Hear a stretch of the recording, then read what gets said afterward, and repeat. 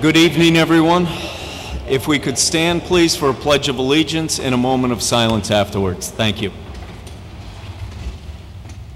I pledge allegiance to the flag of the United States of America and to the republic for which it stands, one nation, under God, indivisible, with liberty and justice for all.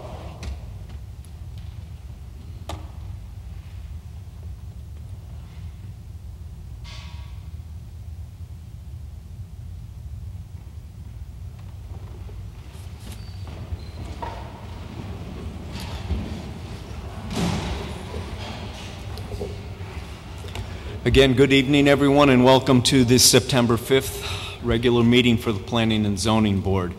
If I could have a roll call from my left, please. Nancy Austin.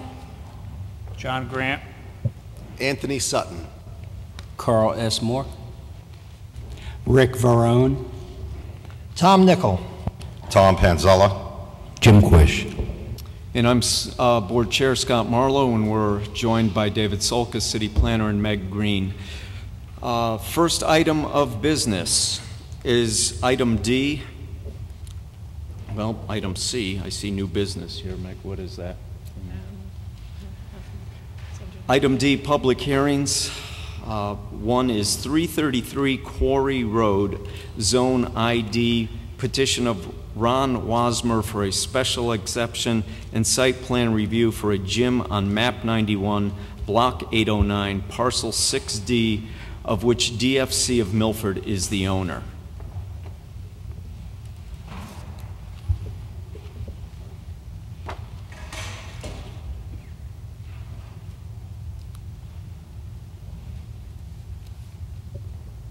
Good evening. Good evening. For the record, Ronald Wasmer, professional engineer, licensed land surveyor with an office at 158 Research Drive, Milford, Connecticut. I'm here representing DFC of Milford, LLC, the property owner of 333 Quarry Road.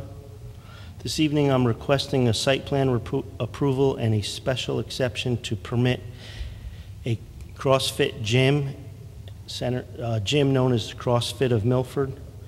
This particular gym is currently located at 49 Research Drive, and that location was approved as a special exception in 2012. A brief review of Milford zoning regulations.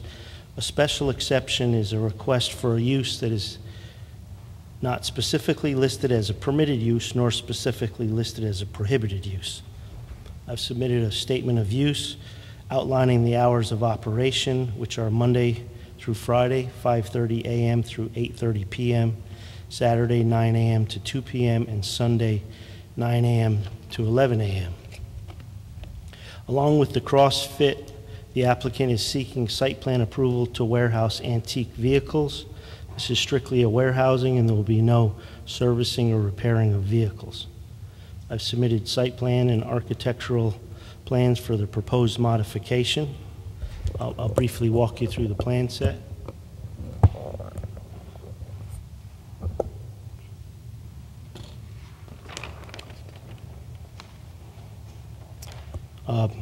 Page 2 is the site plan existing condition survey. This site was developed in the late 1980s. There's two buildings, one here and here, kind of making a horseshoe shape. The property fronts on Quarry Road. It's 333 Quarry Road. There's existing parking lot. The site is pretty much fully developed. There's ingress and egress through Quarry Road at this driveway, and then also through a easement on 354 Woodmont Road to Woodmont Road.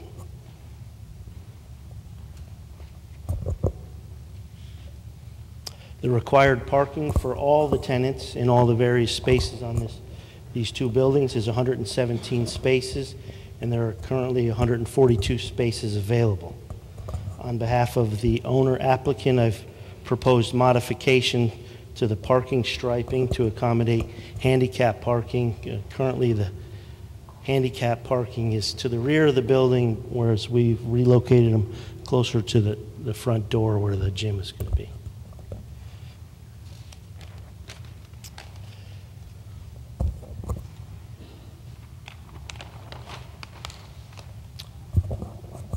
Currently, the site is pretty much paved and buildings. There's a couple small landscaped areas. We've proposed modification to the landscaping to more closely adhere to Milford's landscaping requirements. So we've added some shade trees along this long bank of parking in the rear and additional shade trees in some of these landscaping areas in the front. There currently is landscaping along the Quarry Road side.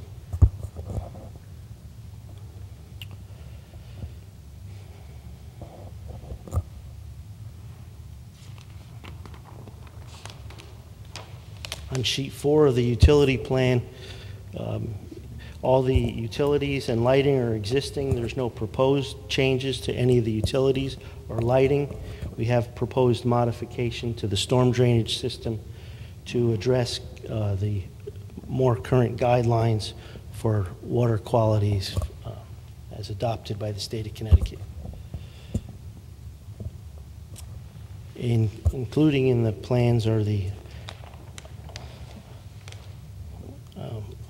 this is the illumination plan. It basically shows the location of all the lights, and we're not proposing any changes. The floor plans were prepared by an architect. It's primarily interior renovations.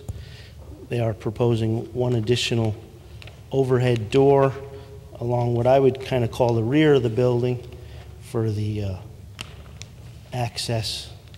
This is the new overhead door. That's what the existing rear of the building looks like for the access of the antique cars. The plans have received favorable review by all the required municipal departments and commissions, and that's pretty much my presentation. I'll be happy to answer any questions if you have any. Thank you. Mr. Solkis. It's exactly as Mr. Wasmer has described it. Keep in mind that the site plan review and special exception is for the gym. They're also just, the car storage is an allowed use, and if it wasn't for the gym, you wouldn't be seeing that. Thank you. Are there questions from board members? Yes, Mr. Ferrone. The antique cars, are they multiple owners, one owner? Will there be traffic coming in and out of there? It's not open to the public. I can't speak firsthand. Speaking with the owner, he said that he had antique cars that he was going to store there. That's honestly the extent of my knowledge of who owns the cars. Yes, Mr. Nichols. Was there a storage for cars at 49 Research? No, that is 49 Research is owned by D'Amato Investments. They have an adjoining tenant that wants to expand their use, and the CrossFit gym lease is up, and so he's renting it to this other tenant. So CrossFit is looking to relocate, and to relocate to this site, we need the special exception. You said that they were restriping the lot for parking. I saw one handicapped and I saw a couple reserved places. Are they going to be made into handicap spaces?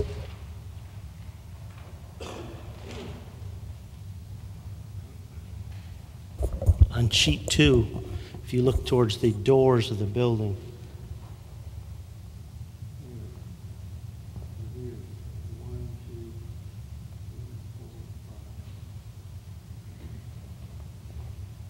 we have 5 handicap spaces towards the main entrances of the building and 1 in the rear.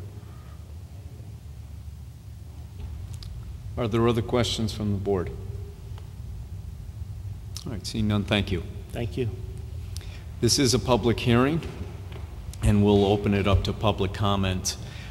First, I'd ask anyone who is in favor of this to please step forward, state your name, address, and if you would keep your comments to about 3 minutes. Anyone in favor?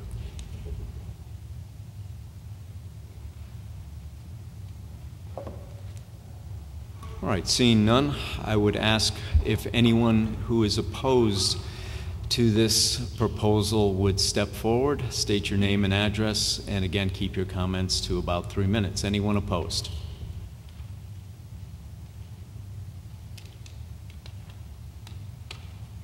All right, seeing none, at this time we'll close the public hearing, and I would entertain a motion from the board. Yes, Mr. Quish.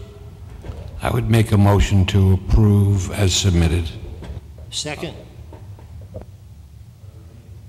there any questions from the board on the motion? All right, seeing none, all in favor? Opposed? Motion carries. Thank you. Next item on the agenda is the public hearing for 553 West Avenue that was left open. I will be recusing myself from discussion on this because of my affiliation with Kingdom Life Church, who is the owner of the property. And Attorney Sutton will take over. I do not.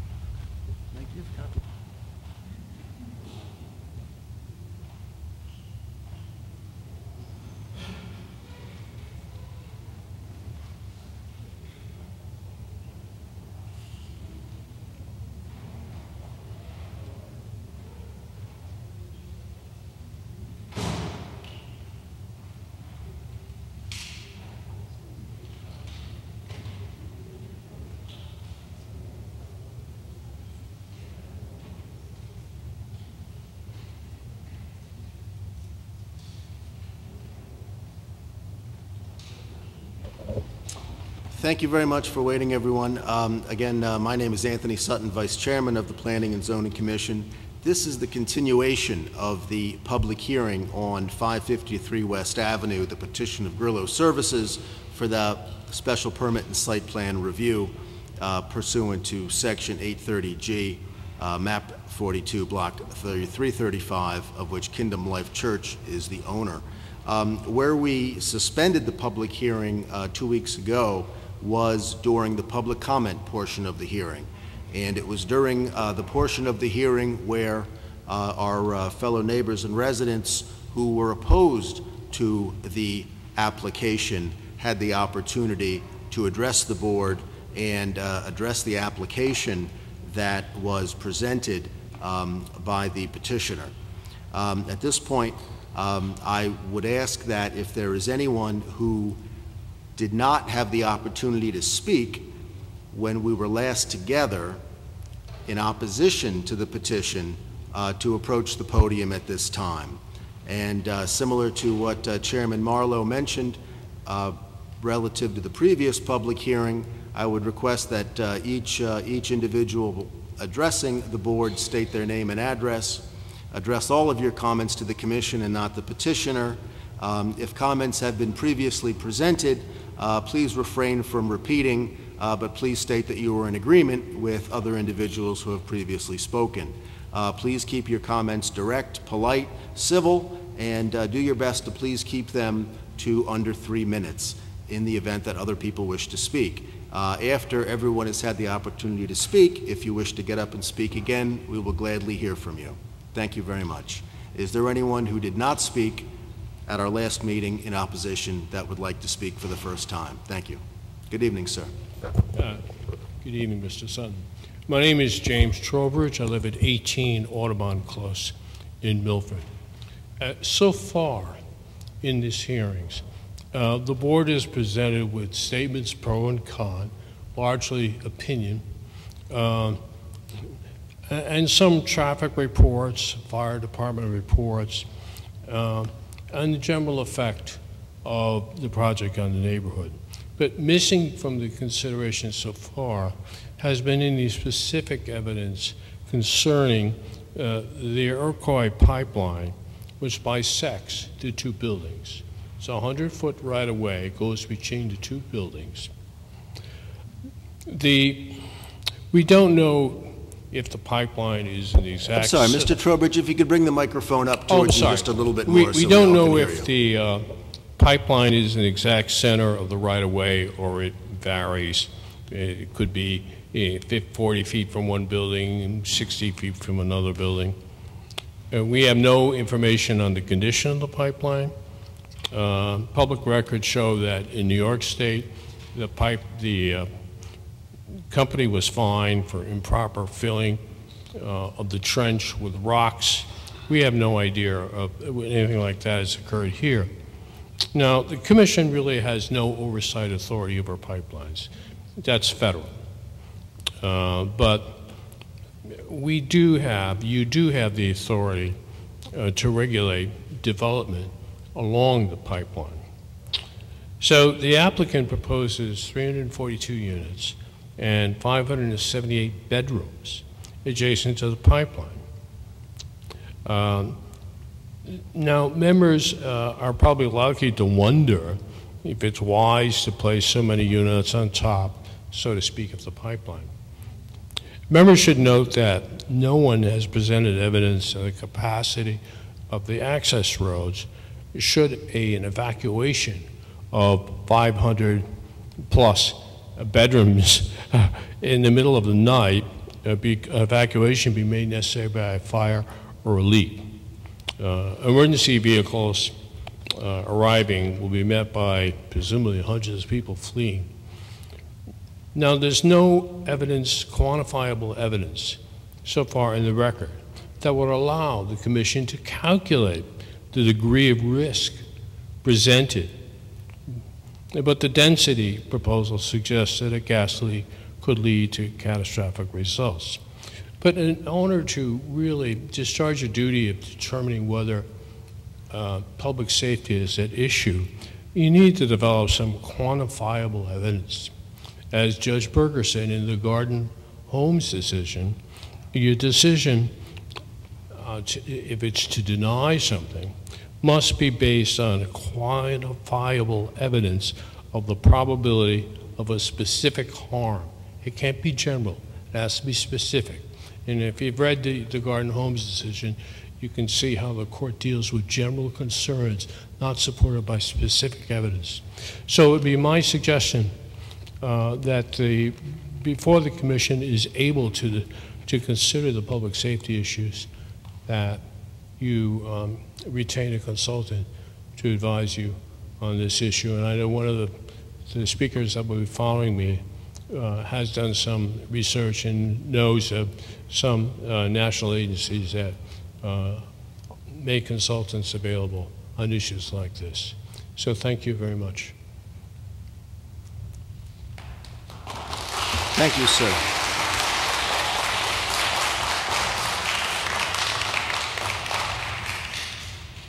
Good evening. Hi, Mary Luce's Media, 24 Raycroft Street. I have many concerns, but will only address 4. 1, I haven't attended all the meetings, I'm sorry to say, but I haven't heard anything about city services, whether it be increased fire and police services that will be needed, and how about schools? 342 units can have a lot of children. Since Milford has closed a lot of their schools, will new schools be needed or additions? If so, who will pay for this? Second, the traffic study.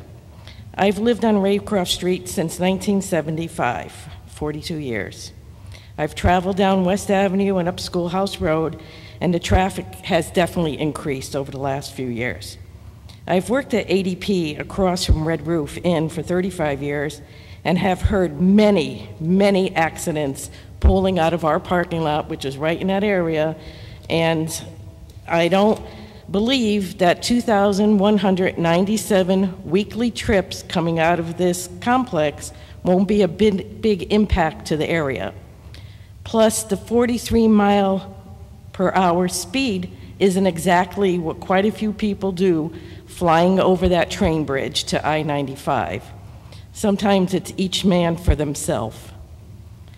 3, 522 parking spaces for 342 units? Where are the other cars going to park? Most families that are going to live in a 1-bedroom is going to be probably 2 people with 2 cars. What about the 2- and 3-bedroom units? That means more cars. The amount of cars could be more like 600 to 800 cars. Where are they going to park? Last, A project like this does not belong in a with single-family homes.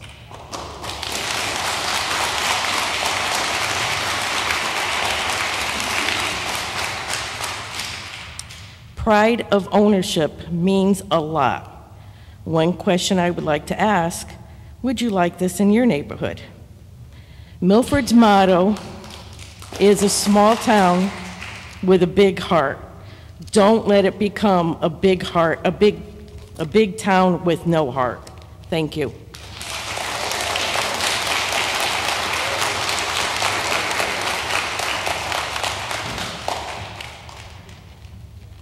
Good evening.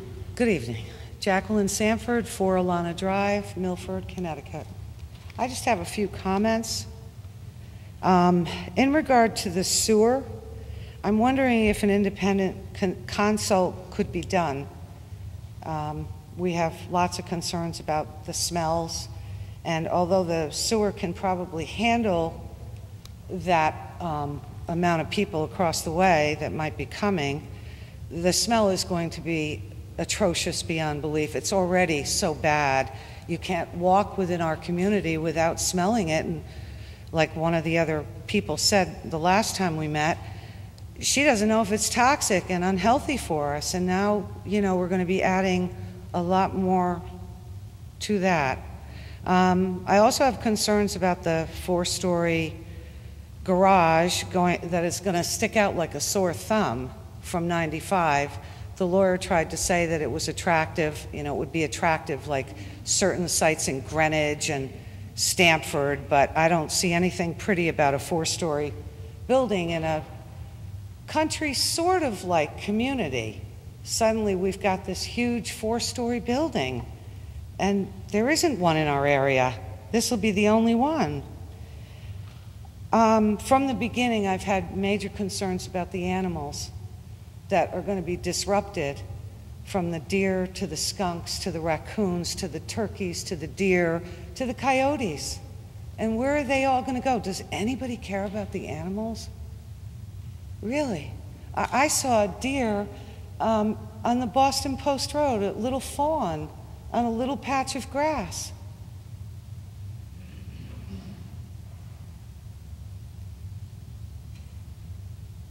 I just want to say I am totally against this project. Thank you very much.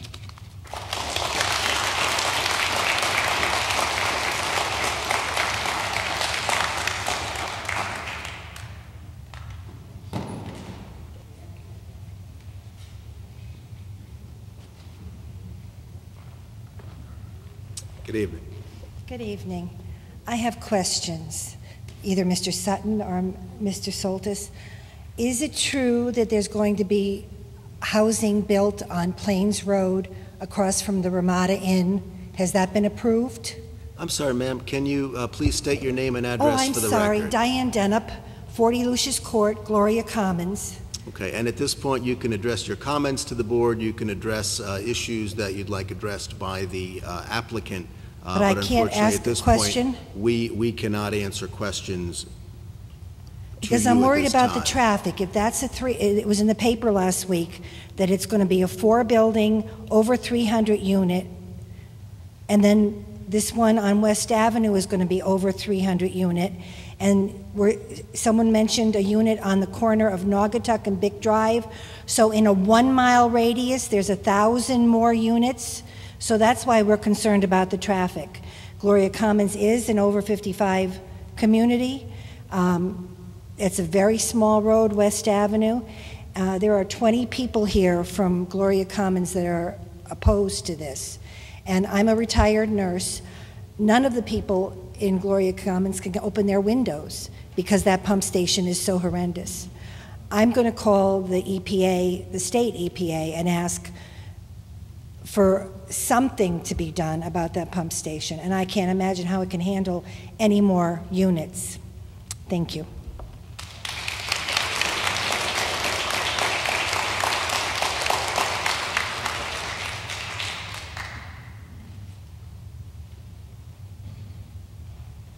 Good evening. Good evening. My name is Jamie Menendez. I am at 332 Lucius Court, Milford, Connecticut. This is the Gloria Commons compound. My comments are going to be rather subjective. I didn't have enough time in order to study the issue.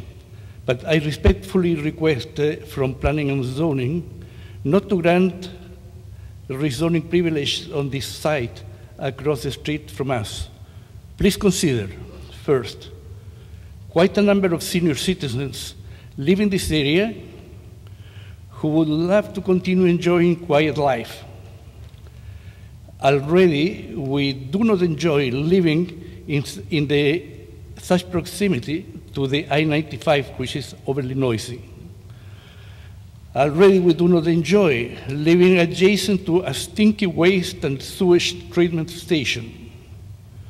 We will certainly not enjoy an extra overcrowding this project brings to this small zone. We will certainly not enjoy traffic increased many folds on a small community. We do not have to be punished. Do we have to be punished with this project while more affluent neighborhoods are untouched? What is the merit of raising several times the population density on this corner? It seemed that the area in question was destined to remain an enjoyable park where our people, especially seniors, could have their daily walks. Since my arrival to this area, this has never happened.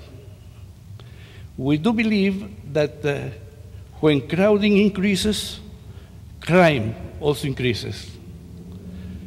Please move this project to a less populated area where the people living in the projected building could enjoy a better traffic and more mobility. Do not impinge on ours. This is the second time that the same proponents have been brought a project, bringing a bad project to our neighborhood. Is this because they think seniors are easy to override? Please stop this. Thank you.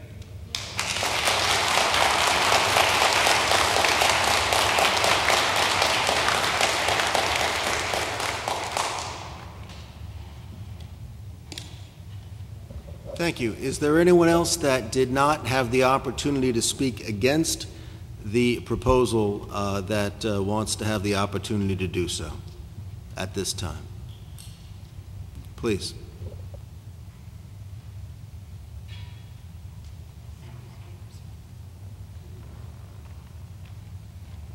Hi, I'm sorry I came in a little bit late. I'm Barbara Solomon.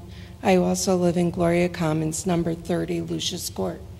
First of all, I can't even understand how this project is being entertained when it's an inland wetlands area.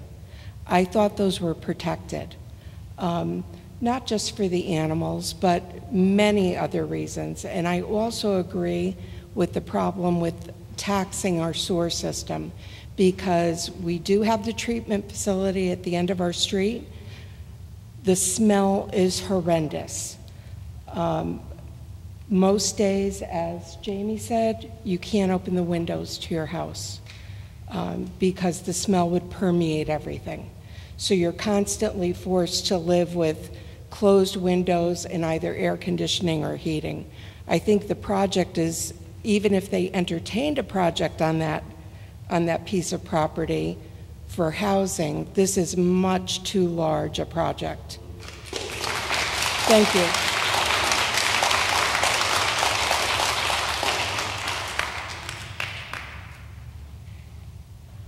Is there anyone else that has not had the opportunity to address the board in opposition that would like to speak? Seeing none, Attorney Lynch. Oh, I'm sorry, ma'am. Please. Hi, my name is Susan Falsigno, and I live at 105 Benjamin Heights Drive here in Milford. I just kind of want to echo the same sentiments of all the people that got up here and spoke, and I won't reiterate the same thing. But one thing I must say is that area is it's just being developed with so much housing in that one. I thought the same thing, the 3-mile radius there, that I can't imagine there's not going to be a big impact on roads, on everything around there. And I think the density is way out of whack for the area, and I really oppose the whole thing. Thank you.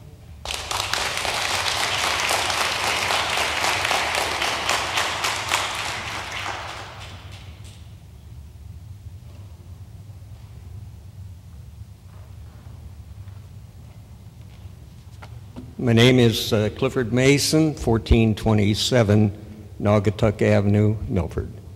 First, I'd like to show some illustrations.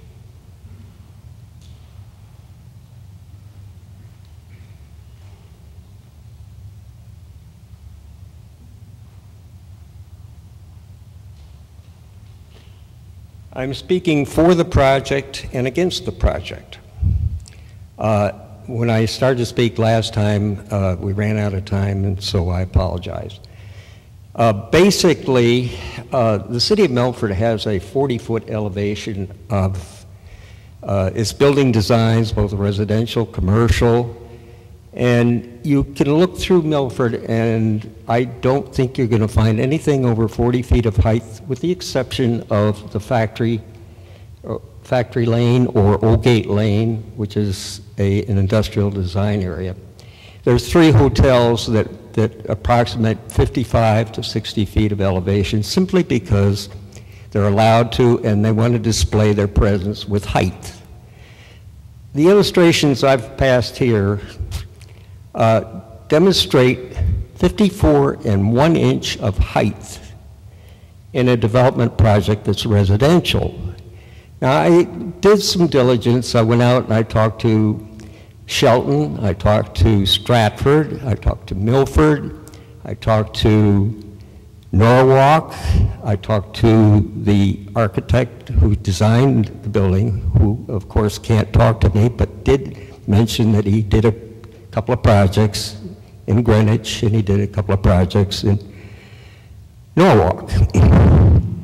So I went down to Norwalk and took a couple of pictures, as you will observe, which shows what mass a 5- and 6-story building with lofts looks like to the general public and to the highway that fronts this property. It's huge. It's like a massive wall, 900 feet long, with the garages above ground like a barrier. It looks like some sort of a World War II wall. It certainly doesn't illustrate the buildings that are existing in Milford under any circumstance. I did interview the people who do the leasing of these buildings, particularly on low and moderate income. The answer is, well, we're booked for low and moderate income years ahead. And I question, really, what value does this really add to the property? But knowing the developers, or rather knowing the parties who hold development rights to this property, they're going to try to develop it to the maximum to make it a profitable venture for a developer that they hope to transfer these rights to. Consequently, under 830G, our hands are tied. There's nothing we can do other than go through the routine of the regular permit process. But what's going to happen to this project, even though it may go before the judge, is eventually a developer is going to try to build on this site. I think he's going to have to go through all the due diligence that it requires to develop a economically viable site. We need good development. We only have about 800 acres left to work with in this town. And we have to use it judiciously. We have to do it in accordance with all the existing rules and regulations that we live by for ourselves and for our future generation. I think that this project is viable if it were cut in half. By that I mean we have basically 2 4-acre sites abutting a or a gas pipeline. Those acres, those two sites could be developed into 160 buildings and still be within compliance of Milford's rules and regulations, which you would probably approve.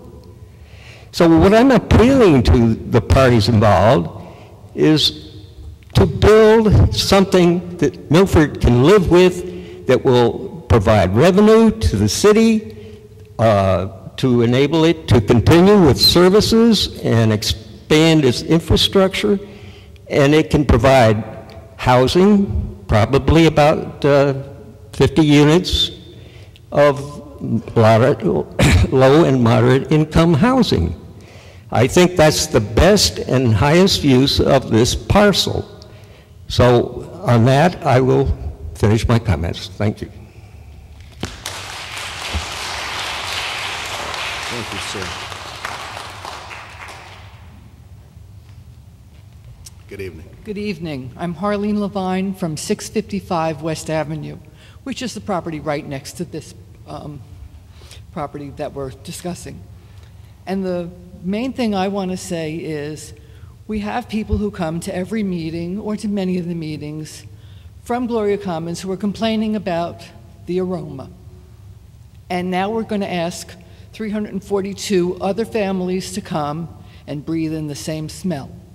I don't think it makes sense, and I think that the people who are going to think about moving in there need to be apprised of the fact that that's what they're going to have to deal with if they live there. Not being able to open their windows, not being able to go to stay outside in the pool because it's going to stink. And we can't handle the sewage that's there now. That's it.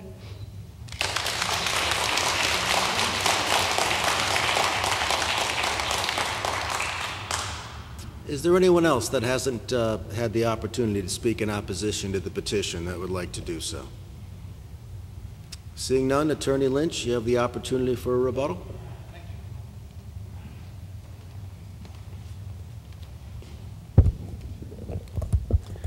Thank you, Mr. Chairman, and again, members of the Commission, Thomas Lynch representing the applicant, Grillo Services LLC. And we started our presentation to you back on the 15th of August, saying that this was a wonderful project. We used the term signature property here in Milford, and we stand by that. And we are appreciative of the comments that the neighbors have made, and we're prepared to rebut those. We're also prepared tonight to address some of the concerns that were raised in the Director of Permitting and Land Use's memo that was made part of your file. We had a direct communication between Fred Mesha and Tim Gooding, our project engineer and architects, and they're going to make a presentation to you tonight showing revised plans that were handed out to you a short while ago that do address the concerns that were raised in Joe's memorandum. But just from a general point of view, we have to point out to you that the vast majority of the comments that have been made to you tonight come from individuals who own condominium units in a complex that was approved for multifamily development, such as this is being sought to be developed. A zone change was obtained for the prior developers of Gloria Commons to enable that project to be developed, and I think it's noteworthy to state that this is, again, the DO25 zone. It's not a residential zone. It's not a zone that is one of the speakers at the end of the public hearing last time referred to as a quaint, quiet area. It's an area that's zoned for development in a large scale. And I spoke to you about the permitted and the special uses that are allowed in the DO 25 zone. We again reiterate to you that that particular zone allows for a large-scale office complex to be developed, a medical office to be developed, a hotel with a minimum of 100 rooms, and we specifically spoke to you about the traffic volume that would be generated from those types of units and how this application presents a plan where over 80% of the acreage of this property is going to remain as open space. It's protected by a conservation easement, and again, we submitted to you the empirical, not anecdotal, evidence from our traffic engineer that shows that the traffic volume emanating from this site will be far less, roughly 1/3 of the volume that would be generated by a medical office building. So those are the facts. I mean, we all know, we've heard these comments with other applications that we've presented to you, and people don't like to see change, and I understand that, but the situation here is that we've presented this application to you under the provisions of a specific state statute that encourages development such as this, as long as the developer sets aside, and that's what the statute refers to, a set-aside development where a minimum of 30% of the units are set aside for those meeting the income standards as set forth in the statute. So you can't ignore that, and we ask that you really, in the light of all the comments that are presented to you, understand that you, as my clients, are bound by the terms of that statute. And that's the parameters that we've brought this application to you, and we stand by them. Now, some of the other specific concerns, Bob Jerzin, our traffic engineer, is here tonight. He's going to speak about his meeting on site with Sergeant Jay Craniac, Officer Dan Hemperly, and Officer Brandon Davidson of the Police Department's Traffic Division. As you know, they had submitted an initial review after going through the plans, and part of that review talked about concerns that they had about an access road to the rear of the property or some means of access to the rear of the building for safety measures. I don't believe when they had their initial review that they had the revised plans that were put together after the fire department had done their review. So we delivered a set of those plans to them, and they received those plans favorably. From a procedural point of view, and Mr. Chairman, when we get through tonight, one of the reasons that we're going to be asking for the public hearing to be kept open is that the members of the Traffic Division will be doing a revised report and submitting it to the Police Commission.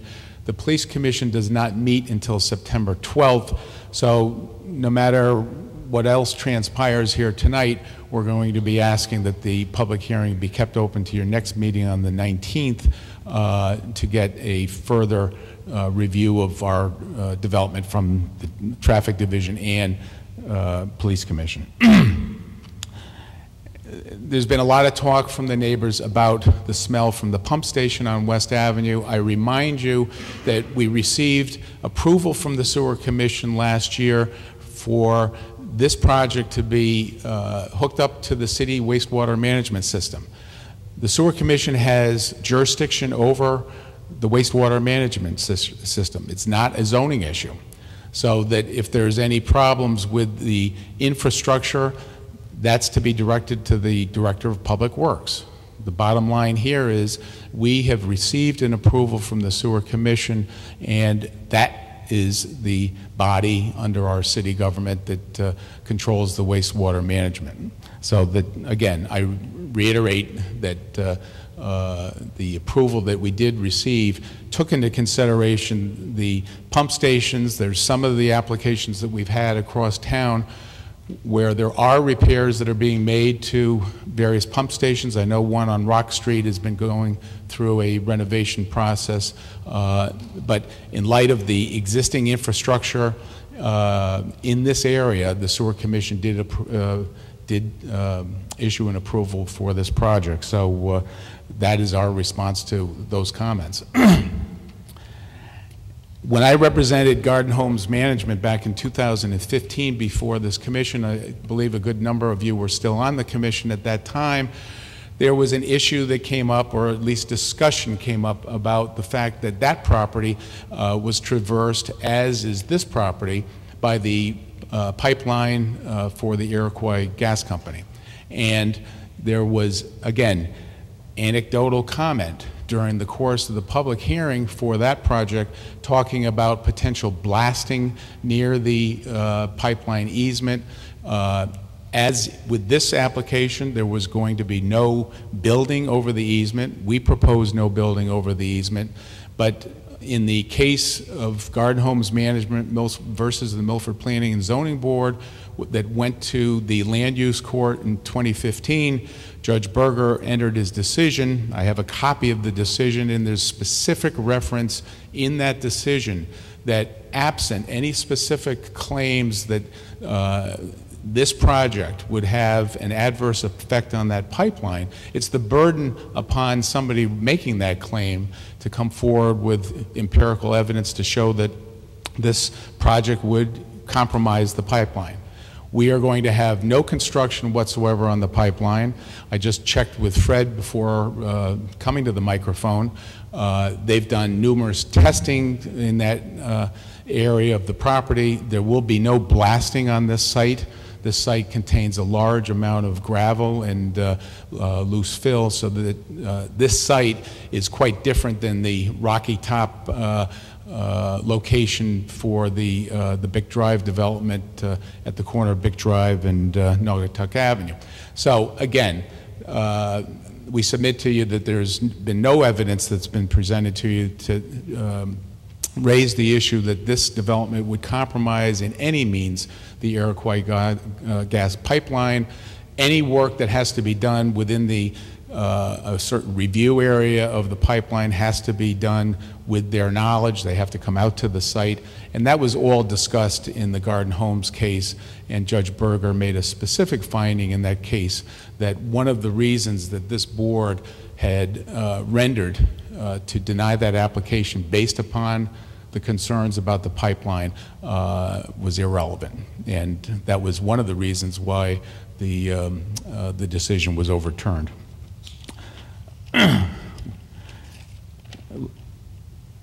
Again, just to finalize my comments, and then I'm going to turn things over to Fred to talk about his response to Joe Griffith's memo.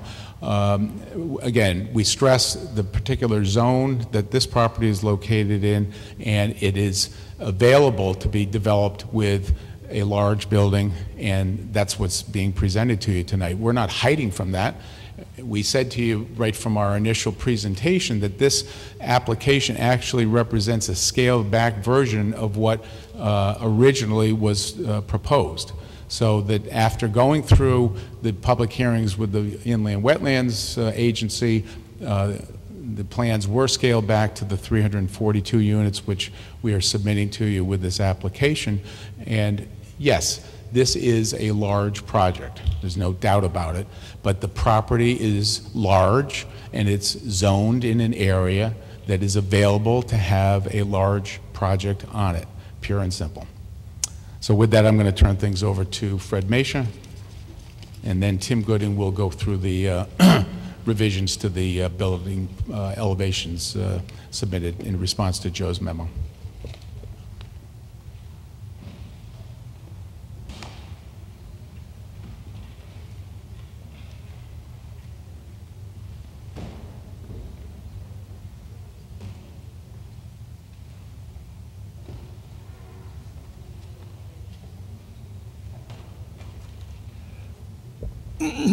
For the record, I'm Fred Mesha, engineer with Ty and Bond, office in Shelton, Connecticut. Now, in the packet that I handed out before the meeting, there's actually three different submittals. One is information addressing Joe Griffith's questions on the floodplain. The architect submitted some revised plans to show location of doorways, and the landscape architect's plans are in that package. Now, with regards to Mr. Griffith's concerns, he has some questions on how this project addresses Milford zoning regs 5.8.1 and 5.8.17. In response to his concerns, we did two things. We revised drawing sheet 7.00, which was in your original package, as well as the package I submitted tonight, and that's the drawing up on the board. Nothing changed on that drawing except that we called out volumes of floodplain that's going to be filled, volumes of floodplain that's going to be excavated to compensate for the filling. And Mr. Griffin wanted clearly to show where these areas were. And if you look closely at the plan that's in your package, you'll see that all the volumes are added to the plans. And in the lower right-hand corner, there's a summary of all the areas we're filling. And I believe it was like 190,000 cubic feet. And the areas we're creating, like excavation, compensating the storage, about 210,000 cubic feet. So we're making up for the areas we're filling. The other item that Mr. Griffin had was a question about changes made to the floodplain by filling and excavation. Will that affect the elevation of the flooding through the site? In the letter that was attached to your packet, we had gotten the FEMA report on Beaver Brook, all the FEMA data in the software package that FEMA gives it to you.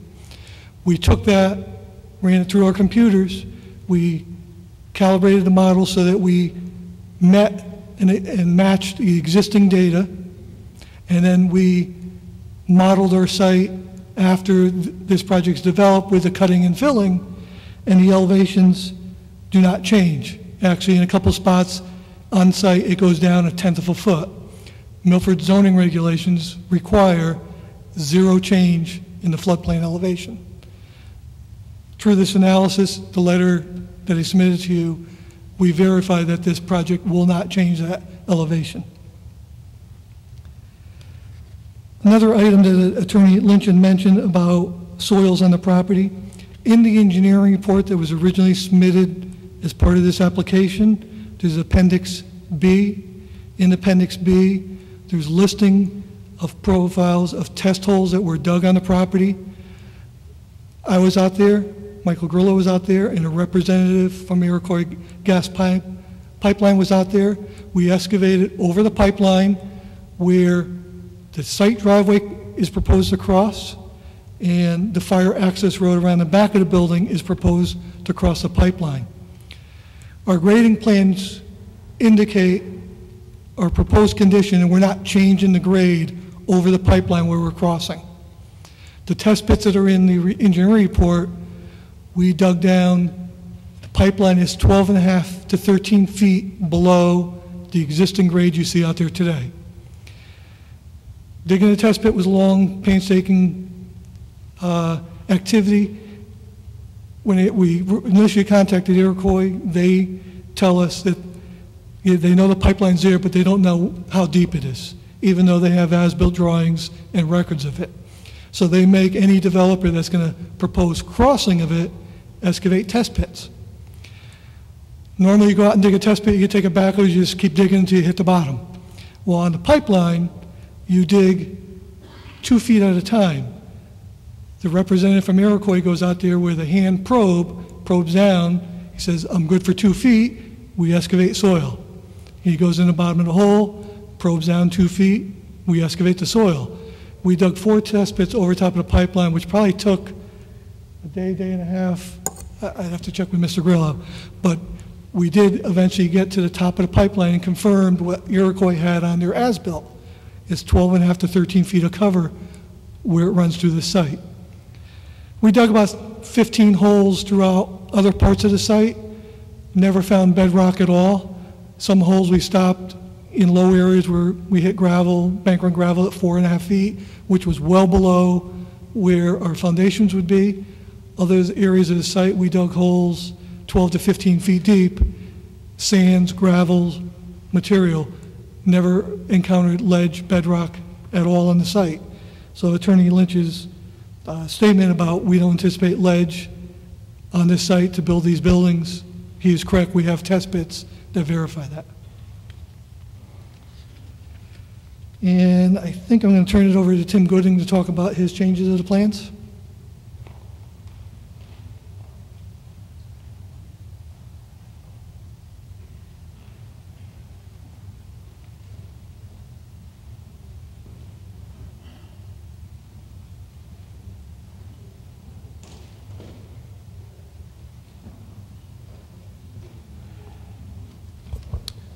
Good evening. I'm Tim Gooding of Gooding Architecture. So our response to the plan review memo dated 8/14, that memo had 5 items. The first item was really general comments regarding building code, use groups, and we have agreed completely with everything that was said there, and we'll meet all that.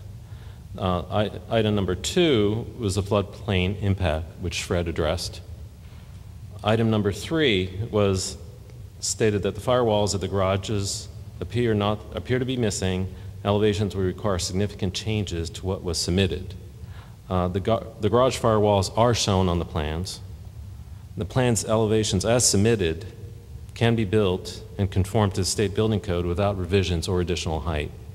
I talked to Griffith about this. I'm not sure I convinced him, but the building footprint does not need to change. The height will not need to change. We have a lot of experience with these firewall issues, and we're very confident about it.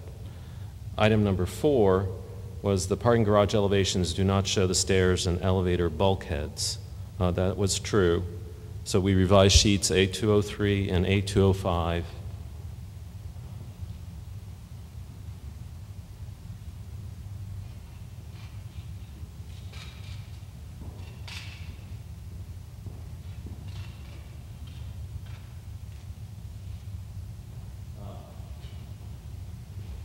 So these are where the stair rises to the top level of the garage, which is open to the sky. That stair needs to be enclosed, and the elevators obviously need to be enclosed, and there's a bulkhead. So they're relatively small.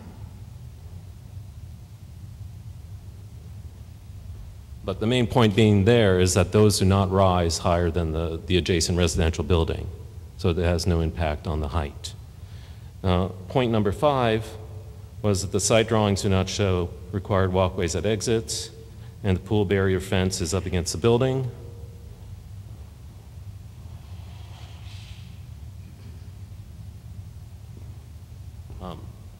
It was correct in a couple of locations. We did not show the sidewalks. They're very, maybe one was relatively long, but the rest were very short. So we added those. That was what the change on the plan is. And we also clarified where the entrances are, because I don't think it was completely clear before. And the pool fence was abutting the building, and we did move it off the building for safety reasons, obviously. And that was a minor change as well. And that's basically the 5 points. Any questions? No? Attorney Lynch, do you have further rebuttal to present? Thank you.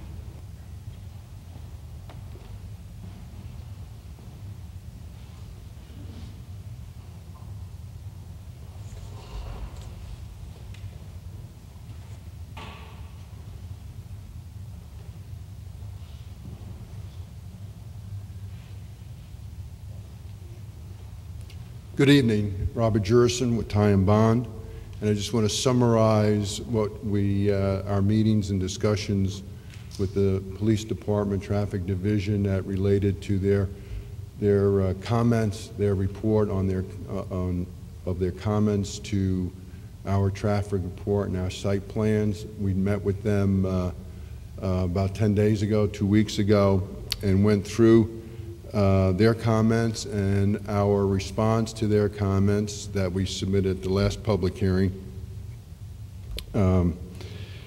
First thing we discussed was the site distances. We went through our methodology in the field in determining what the site distances would be with the removal of the obtrusive shrubs that are in the way, specifically on West Avenue, Site Drive, looking towards the I-95 bridge, and on the Schoolhouse Road Drive, specifically looking towards the hump in the road, if you will, over the railroad tracks. The site distances in the other directions far are no issues and far exceed the acceptable site distances. So we demonstrated how we conducted our field measurements and coming up with those site distances, and to demonstrate that those site distances with the removal of those shrubs will definitely meet the required site distances for safety purposes. We then went through the roadway improvements that were recommended in our report, and as you see here on this diagram that was presented at the last public hearing on the project, that would more than offset the traffic volumes generated by this project at the Schoolhouse Road I-95 interchange.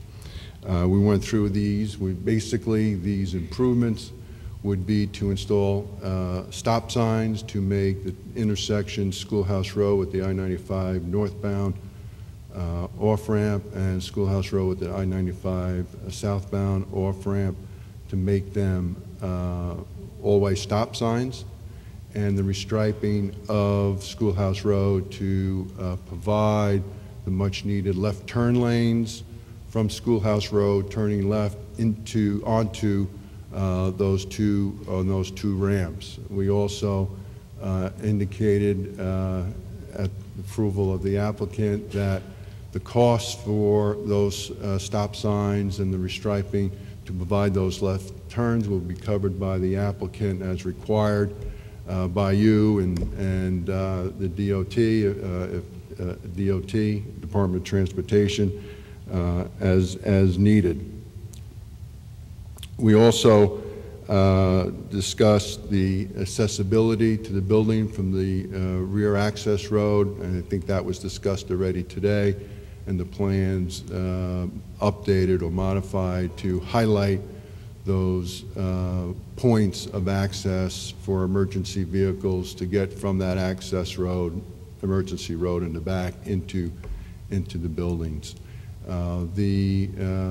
There was considerable discussion and communications and coordination with the police department, and as indicated before, they're going to meet on the 12th, and they received everything requested by them of us to look at, and it was a positive review, and hopefully their report that comes out on the 12th will demonstrate that we met all of their concerns. Thank you. Any questions? Thank you. Not at this time. Thank you. Mr. Chair? Yes, Mr. Salkis. I have a question. Please. The brush that has to be removed to increase the sight lines, is that all brush that's on your property? Or within the right-of-way, the public right-of-way. The public right-of-way. Okay. The state public right-of-way or the city's public right-of-way? I'm not. The public right-of-way, and if it happens to be on state property, underneath their bridge, that we've done it many times before, so that's no problem. Thank you.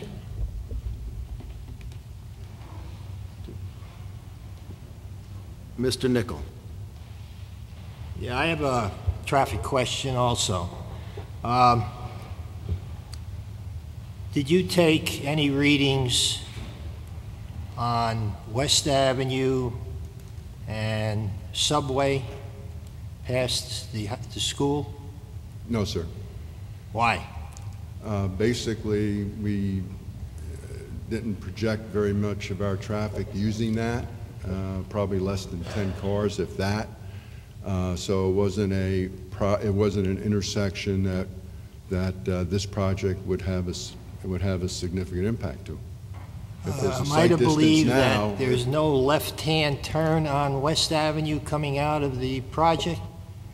Excuse me, sir? On West Avenue, Yes, sir. if I come out of this site, can I turn left? Yes. So why wasn't there a traffic study done using that left turn going up past the school? Because the number of vehicles is less than 10 vehicles, and any sight distance in the peak hours, and any sight distance at an intersection by the school with the traffic that is there already, it would not be deemed the responsibility of this applicant because of that. Let me finish. Can I ask that we all be civil, please? In the upcoming police study of traffic, will this here road and schoolhouse, road and subway all be included? The reason I say this, I took that drive 3 times. And, you know, I have to agree with the people. There's a lot of traffic that's going out of there. Going past the school, and what you're running into is something that I just realized. It's not a traffic light, but there are school crossing guards up there. I'd like to see that in a report. I would not know if the Police Department Traffic Division is going to include that in their report or not until we see it. Mr. Varone. Forgive me if this is a redundant question. It may be something I've just forgotten with all the information that's been put forth. What time of the day have you done your study? During the peak commuter hours. Which is? We counted between 4:30 and 6:30 and 7 to 9. Thank you. A.M. on a weekday. Mr. Quish. Could you describe to us what you found out about this project's impact on the Schoolhouse Road US 1 intersection? Certainly, it would add about less than 5% of traffic to that section of Schoolhouse Road between the ramps, because with that, or even without that, we recognize the traffic congestion that exists today and the concerns of the congestion today. And so even though our traffic would add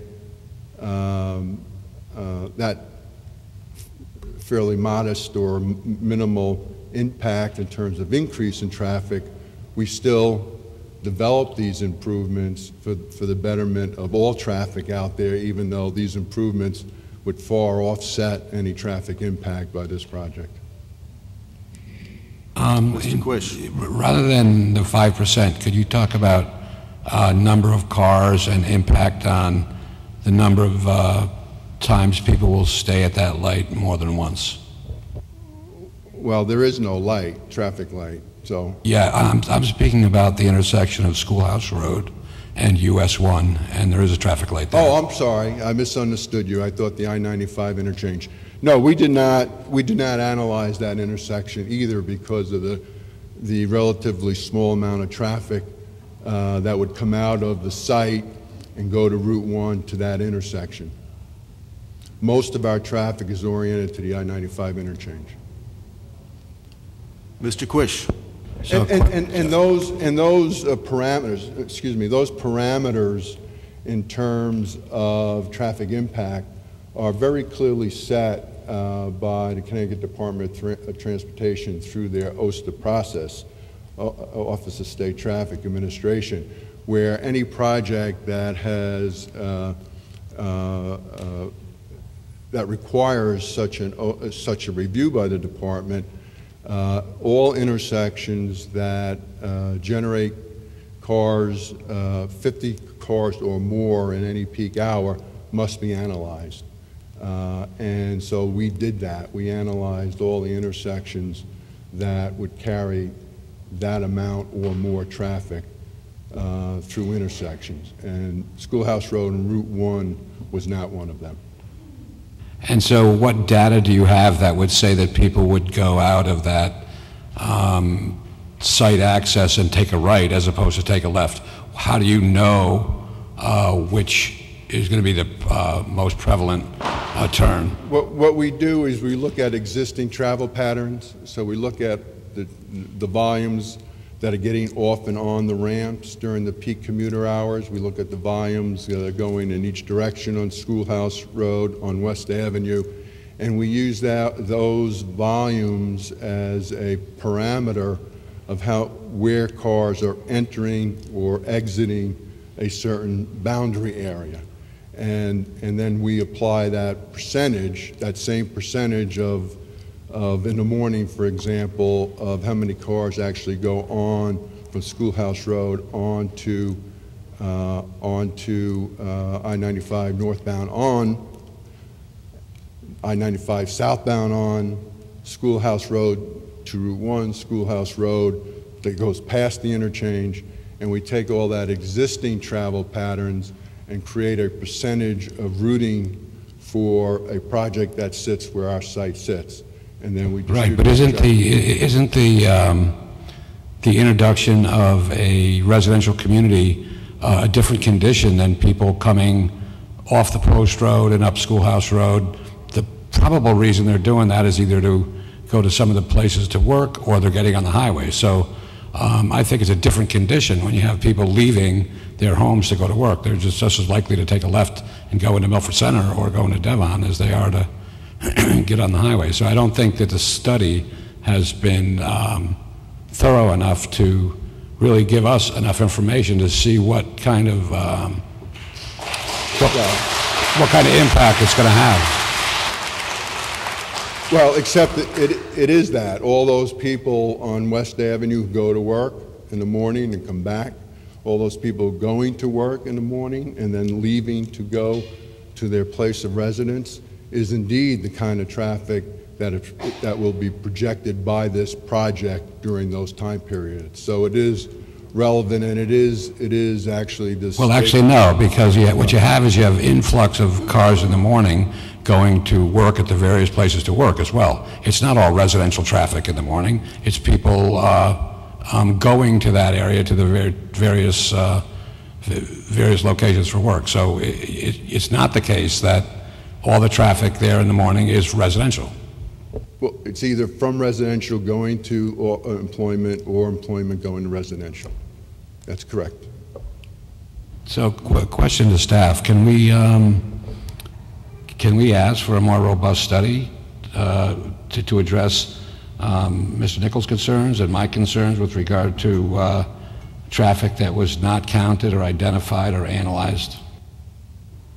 I can pass along those concerns to the police department because they're in the process of reviewing this. And I was also told by Officer Kraniak that they're undergoing and working with the state doing their own traffic study of Schoolhouse Road. I believe that study was already in process even before this project. Mr. Verone. Thank you. I have I've lived in this area pretty much all my life, and I am on that Schoolhouse Road area pretty much every single day. What I don't understand is when I see the traffic that is there that sits at that light or is trying to get in on or off I-95 in those areas, when that traffic is backed up every single day, when I come down the Post Road to take a left onto Schoolhouse Road, and sometimes I can't make that left because traffic is backed up. Sometimes I don't get off the Schoolhouse Road exit because there's so much traffic. I go another way and get back to my house. And this happens every single day. I don't understand how the study can show that the increase in traffic from 342 units, which will be probably at least 500 cars, people going back and forth to work, is going to add a negligible amount of traffic to what is already overwhelming traffic.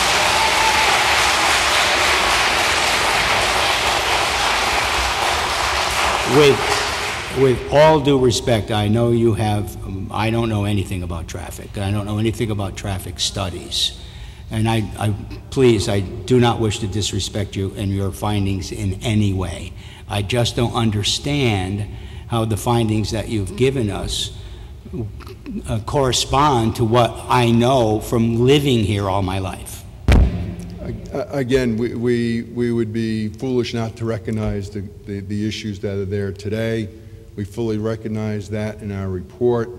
What we've done is a traffic impact study in accordance with national standards and in accordance with what the Connecticut Department of Transportation requires of us of this kind of project. So we did that in the methodologies and the procedures that are required for us in a professional way to do it, so that when it is reviewed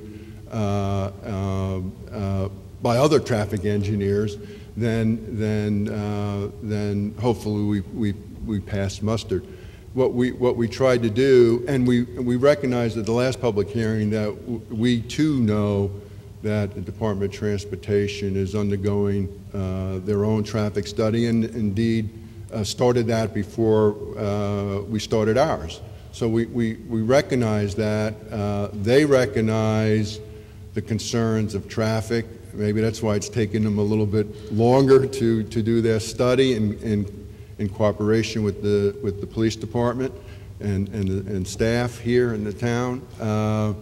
And what we've tried to do is develop improvements that at a minimum would offset, and more than offset, the traffic impact of this project. Whether the DOT finds those improvements enough for longer term issues, somebody mentioned other residential developments maybe going up, I'm sure they would look at a much bigger picture, and that's probably what's taken them a little bit longer time, and maybe the improvements are more detailed than the type of improvements we're recommending to offset the project's traffic impact. Are there further questions for Mr. Jurison at this time? Mr. Moore. Yes, over the weekend, my brother and I had this long debate or conversation of who's better, LeBron James or Michael Jordan. So in saying that, I would like to get off the topic of traffic, because in my time here as commissioner on this board, I have not seen anything with traffic for 830G have any circumstance or have any effect on any project. So I would like to more discuss on the health concern for the sewer commission. In saying that, for the traffic study, can we also get a more transparent or robust template of why they signed off on the sewer commission, of why these issues that the residents are finding or have found over these course of years have been signed off on, and give some type of transparency of what's going on with that.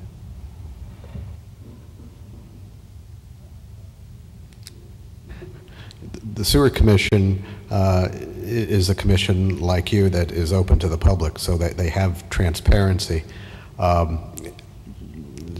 They provide us with a letter that spells out whether or not something is going to be approved or not going to be approved.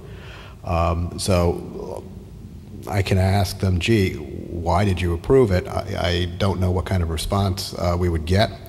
I will say that after the last public hearing, I was very intrigued by the complaints by the residents of Gloria Commons, and I had a discussion with Ray Macaluso, who is the consultant to the Sewer Commission, and he told me that that area was undergoing studies, and they had actually conducted a study that found that some of the drainage and leader pipes of the complex were improperly hooked into the sewer system.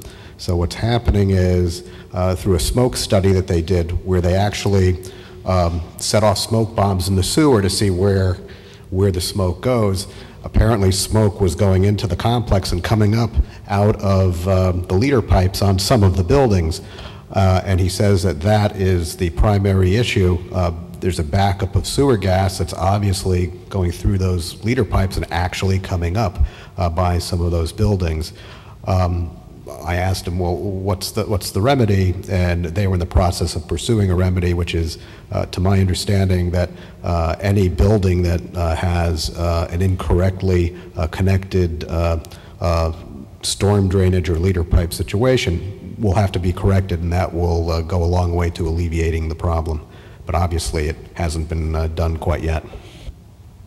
So therefore, this is more tangible health issue more so than traffic. That's my understanding. That the residents can hold on, something they can grasp. And Well, like many concerns that the public expresses, you know, the city has experts for different fields. So we have a traffic commission. They make rulings. We have a sewer commission who's our sewer experts. They, you know, look at that project for what it is, and they put it through their template and their process for review, and they approve it or they don't approve it.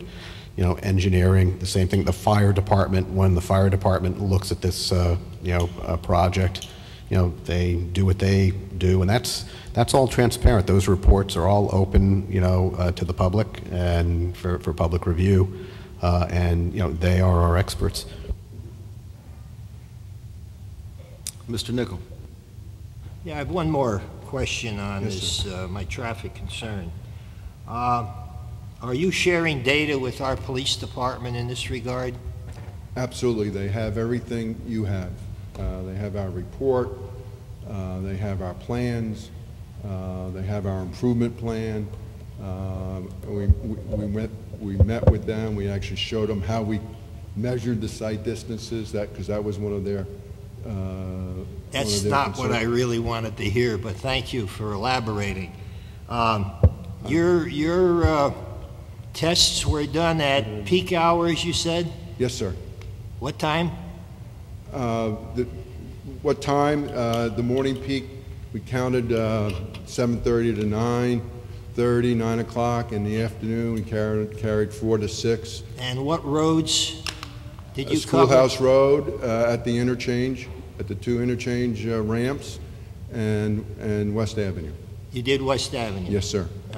The reason I said you're sharing your data, I was hoping that we could get our own traffic study outside of what they gave to our police department, see how they correspond. Are there any other questions for Mr. Jers? Seeing none, Attorney Lynch, do you have further rebuttal at this time? Actually, before that, Attorney Lynch, we're going to take a short technical break. We will reconvene in 3 minutes. I was going to give you a quick answer. I'll wait 10 minutes. Thank you. 3 minutes.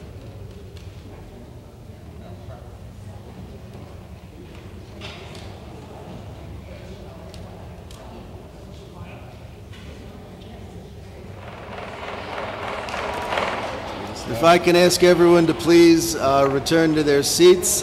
We have changed the disc on the recording equipment, and we are ready to proceed. Attorney Lynch.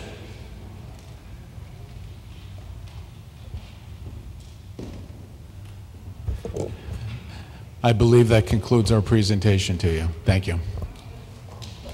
Thank you. Thank you very much, Attorney Lynch. At this point, are there any other questions by the board to the applicants based upon their rebuttal?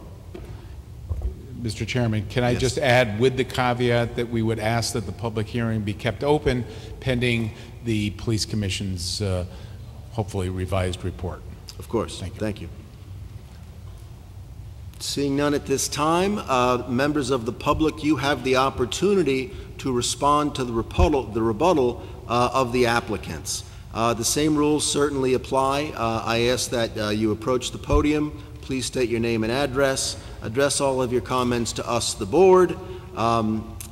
Please keep your comments clear, civil, and please try and keep them to under 3 minutes to allow everyone who wishes to speak to have a chance. If you feel you haven't been able to say everything you wish to say, you can certainly come back at the end of the response to the rebuttal and provide your comments. For responding to the rebuttal of the applicants, I ask that you keep your comments directed to what they just presented. Not the initial presentation, but what they presented regarding the traffic and regarding the changes and modifications to the proposal, as well as their responses to your comments. That said, if there's anyone that wishes to say anything in response to the rebuttal in favor, please approach the podium. Seeing none, oh, I'm sorry. In favor? In favor? Seeing none, if there's anyone who previously addressed the board and wishes to comment on the rebuttal, please approach the board if you're in opposition. The podium. Hi, Mary Lou Sismedia, Raycroft Street. I just had a question to David. That smell from the pumping station has nothing to do with Gloria Commons. It might make it worse, but that smell has been there as long as I've lived in my house, 45 years. Thank you.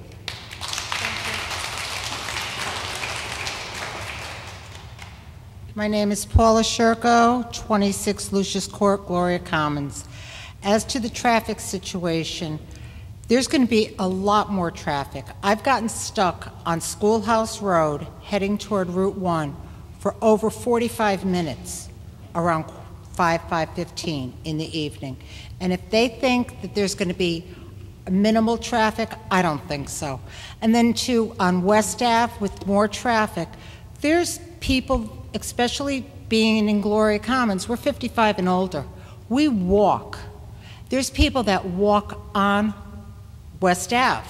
There's no sidewalks, and if there's going to be additional traffic, what's going to happen then? Thank you, and I hope all of you feel the same way we all do.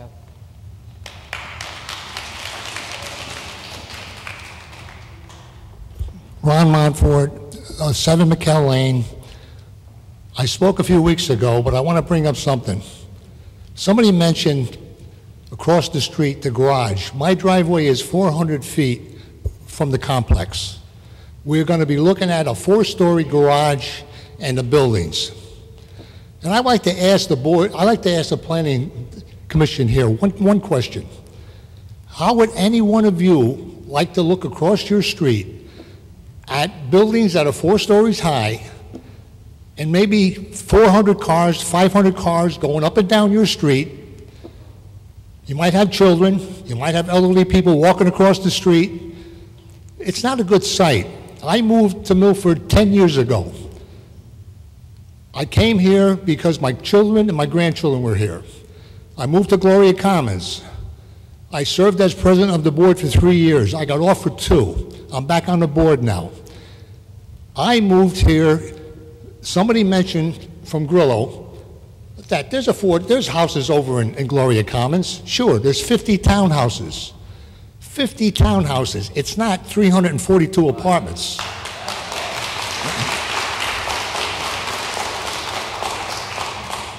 I came here because I thought it was a great community. We're a residential area. Across the street, that was a walking. Everybody used to walk. They walked their dogs, they walked their grandchildren. Everybody had a great time over there until some idiot burned the boardwalk. And Kingdom Church said they were going to rebuild it. They never did. Now it's grass all over the place. You can't walk over there. I went to the Wetland Commission, and they talked about moving turtles. Great. We're going to move 6 turtles to let them build their place over there. How about their animals over there? Somebody mentioned animals.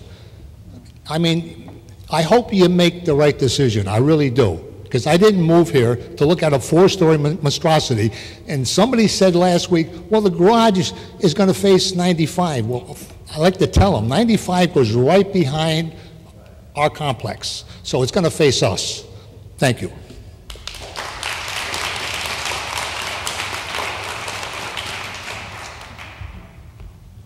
Maria San Marco, 27 Lucius Court, Milford. I kind of object to some of the comments that Attorney Lynch made. To reiterate what Ron said, you can't compare a 50-unit complex to a 342-unit complex. He also said people don't like to see change. I think people don't mind change if it's change in the right direction and if it fits the neighborhood you're trying to fit it into. This clearly doesn't.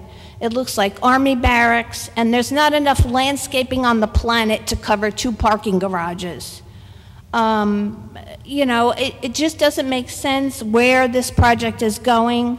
I think the senator 2 weeks ago said it in a very good way, that you have to consider where you're putting these projects. It doesn't mean that we don't want change, but it has to fit the area. It also has to fit the traffic that you're in.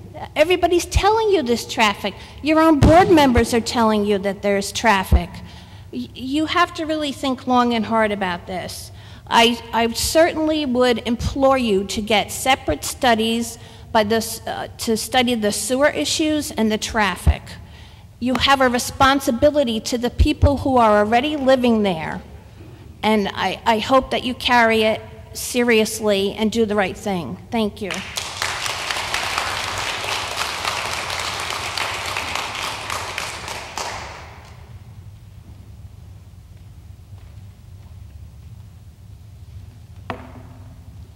I am Jamie Menendez, 32 Lucius Court in Gloria Commons.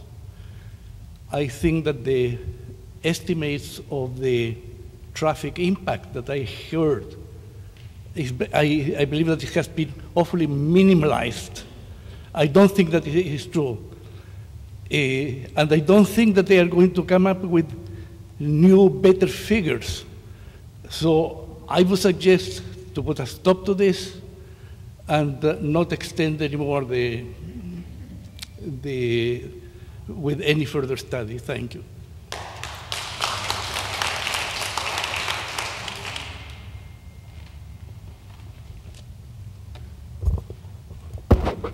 Good evening. My name is Joseph Bogdan, 3 Audubon Close in Milford. I've lived there 26 years, and I'm a retired police officer with most of that time spent in the traffic division. I had 28 years with the department, including full and part-time.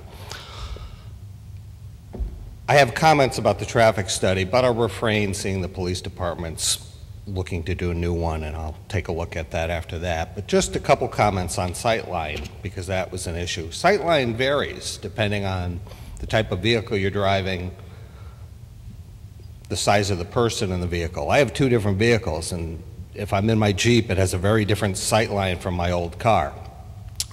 Not mentioned in the police report, in the police department's report, is the lack of contiguous sidewalks on West Avenue and Schoolhouse Road. A project this size would probably have school children walking, which would require those sidewalks and possibly an additional crosswalk and crossing guard near Kennedy School. The developer mentioned improving Schoolhouse Road with turn lanes and stop signs at the 35 ramps. I could be wrong, but I cannot think of a single multi-lane intersection in Milford that's controlled with stop signs. It's dangerous. People in the left lane don't see the stop sign on the right side, and now you have two turn lanes there. Plus also 2 at that intersection. You have Rowe Avenue that comes out. If you put a stop sign at 35, no one's going to be able to come out of Rowe Avenue, as well as you have ADP with several hundred cars that gets out immediately in the area. I think the only solution would be a traffic signal.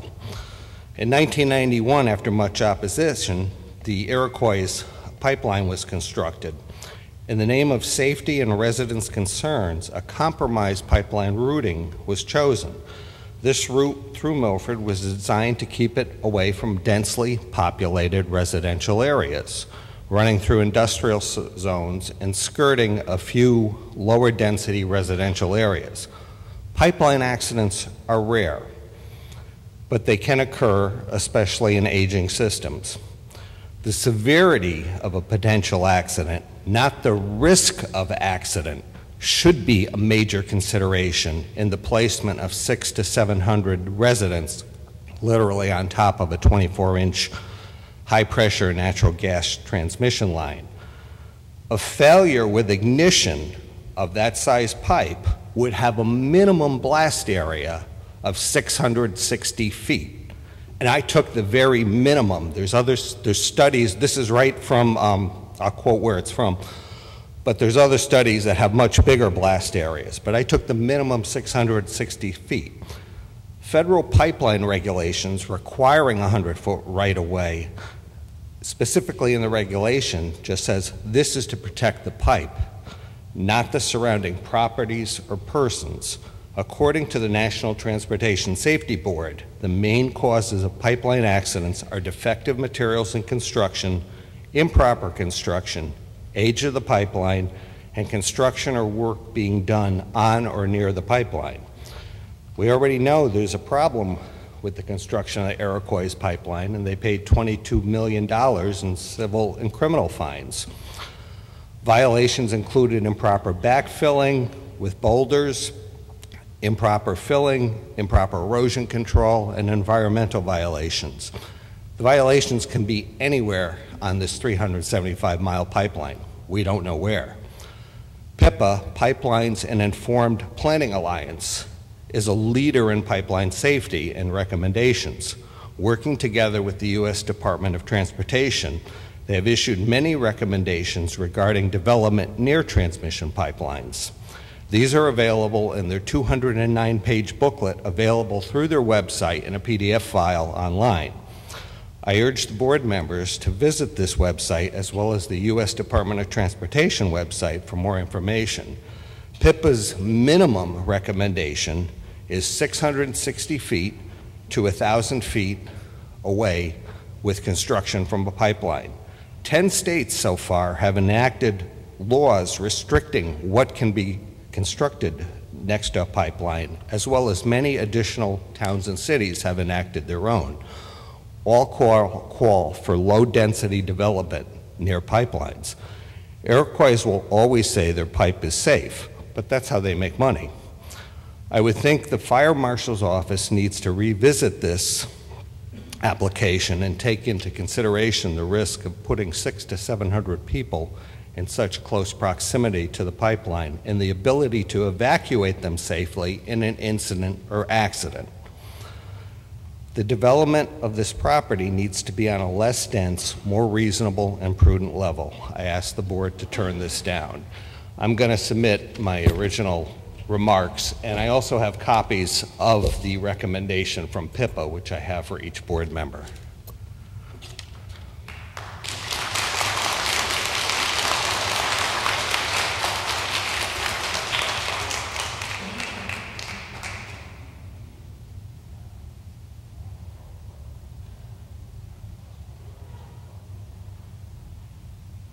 Is there anyone else that wishes to speak in opposition to the rebuttal by the applicant?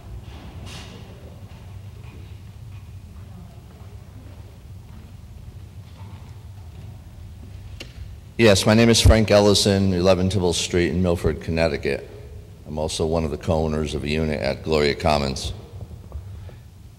The rebuttal we heard today from the developer's side was a rebuttal basically started by the attorney once again, in, to my opinion, almost a threatening fashion, saying, it could be worse.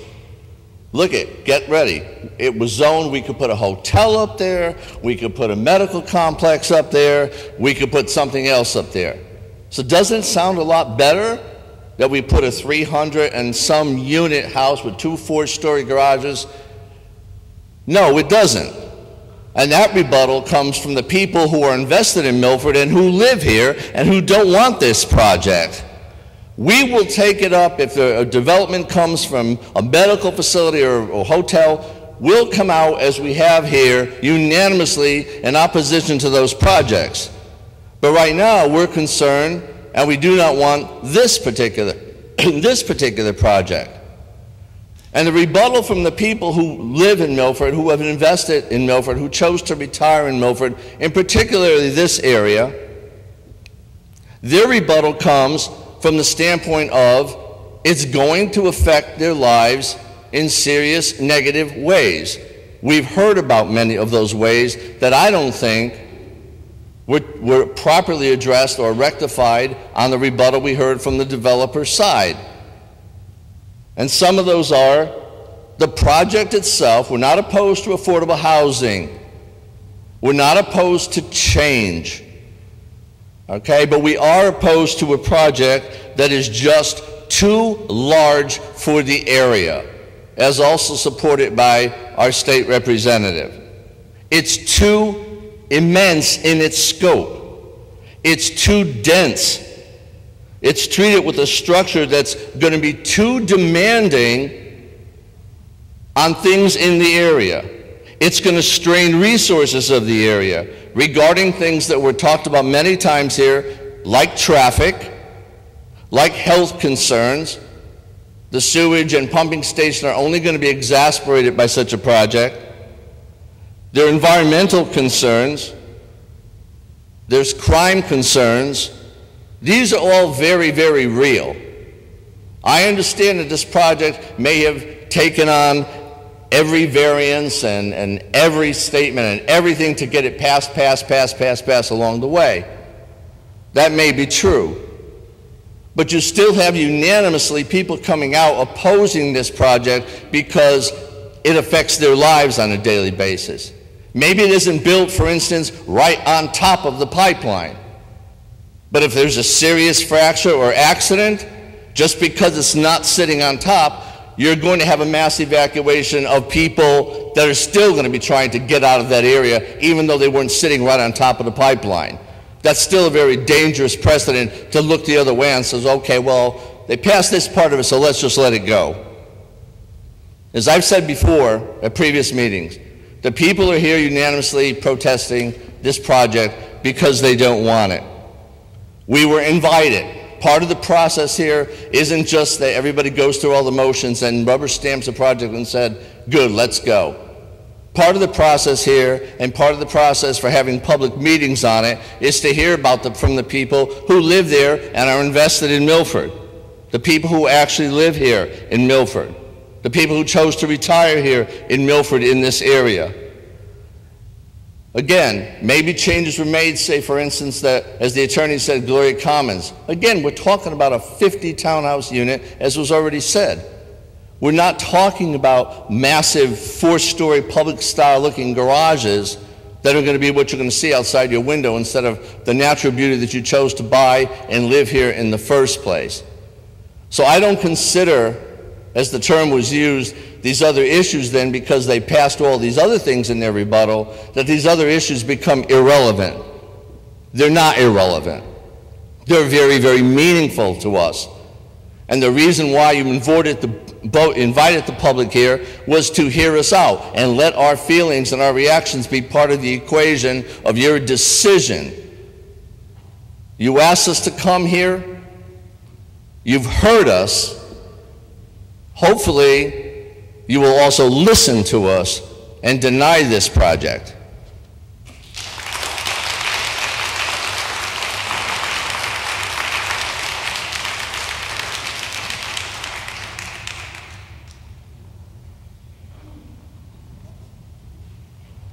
Clifford Mason, 1427 Naugatuck Avenue, Milford. A couple of issues that I'd like to just touch on. Relative to the pipeline, there is case history in Seymour relative to both the Algonquin and the Iroquois pipelines, and I suggested that the attorney investigate those case histories.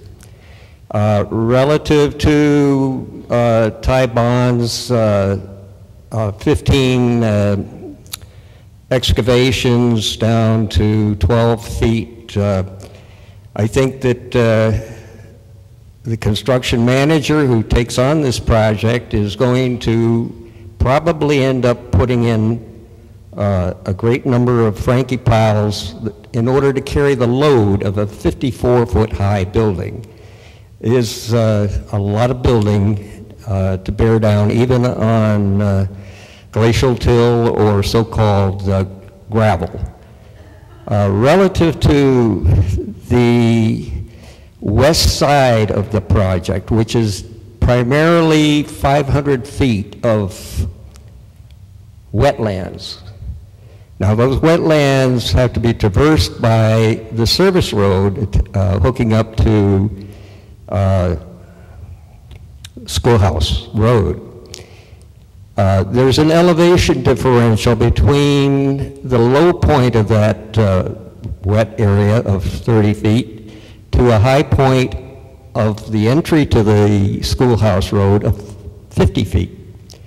So you've got a significant slope going across a wetland, and that wetland is affected by a terrain or a moraine called the Derby Schist, which runs north and south, which collects the water along its western edge. I think there's got to be more work done as to what base is going to be put under there to bring the elevation up at an appropriate slope so that the cars entering onto Schoolhouse Road will be able to get a level entry and be able to observe the appropriate distances. The marketability of this project is an obstacle, simply because it competes with 6 other projects of around 250 units in Norwalk, Stratford, Huntington, Seymour, Milford, a proposed Milford site, and Orange. All these projects are significant projects which draw away the marketability of this type of project, because basically there are only so many people working in this immediate area of 40 miles who can afford a $2,500 to $3,500 rent or lease. So you've got a limited marketability here. Admittedly, you don't have enough housing in this area for people who are making $50,000 or less. I mean, we're talking about healthcare workers, we're talking about police, we're talking about fire, we're talking people who can't afford to live in these projects. So there's a marketing investigation that has to be done. There's a constructability aspect to this project that has to be totally examined by the ultimate developer who's actually going to do this work. So he's got to overcome the financial problems, because underwriters aren't going to want to absorb any potential risk that's catastrophic, and the insurance people are going to raise the premiums for this kind of a project. So we've got a combination of development issues that are going to be resolved sooner or later, and undoubtedly, if this project is approved, whoever builds this project will be back with changes to the project. That's my comment.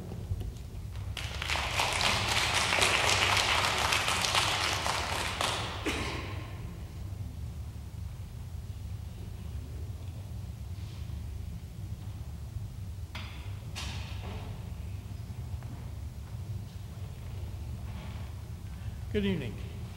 My name is Joe Fairhurst. I live at 28 Grinnell Street. It's on the corner of West Avenue. I've heard, just want to make 2 comments. I heard we had some kind of surveys done by traffic control. When were they taken? Before school started or after school started? Before the school buses are running in the morning at 8:30, 9 o'clock? And also, have they checked out the heavy traffic going across the bridge at not the time they gave, but a later time when the traffic is heavy? Thank you.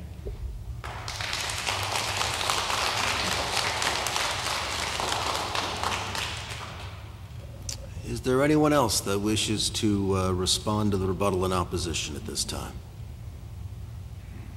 Seeing none, Attorney Lynch, you have the opportunity for a rebuttal. Okay. At this point, are there any questions from the board for the petitioner?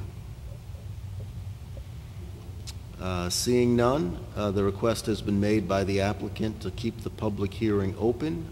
Does anyone have any objection to that? Seeing none, we will keep the public hearing open until the next meeting, and we will move on to the next item on the agenda. Thank you very much.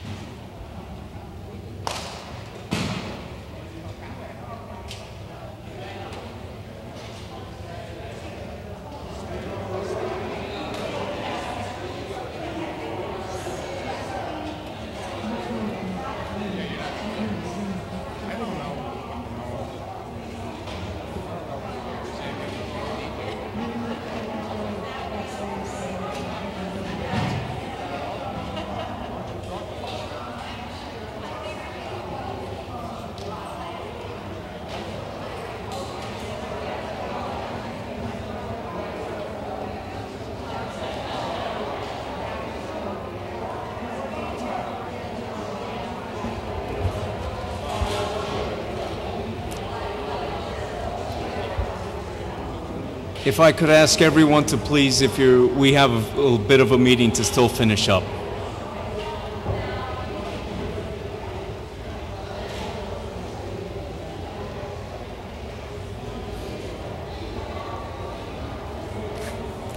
All right, next on the agenda is liaison reports.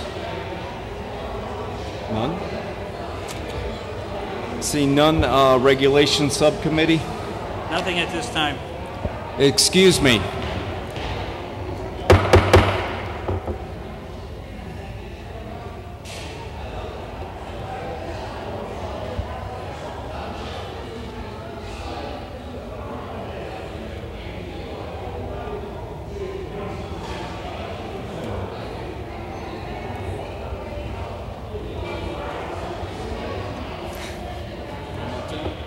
One more time, we'll try. Excuse me, if everyone could please take it outside. Thank you. Approval of minutes, item H. Like a motion to approve?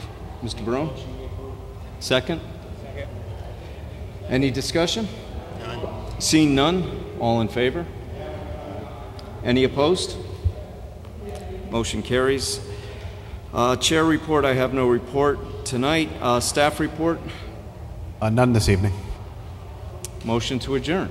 Make a motion to adjourn. Second? Second. All in favor? Opposed? Motion carries.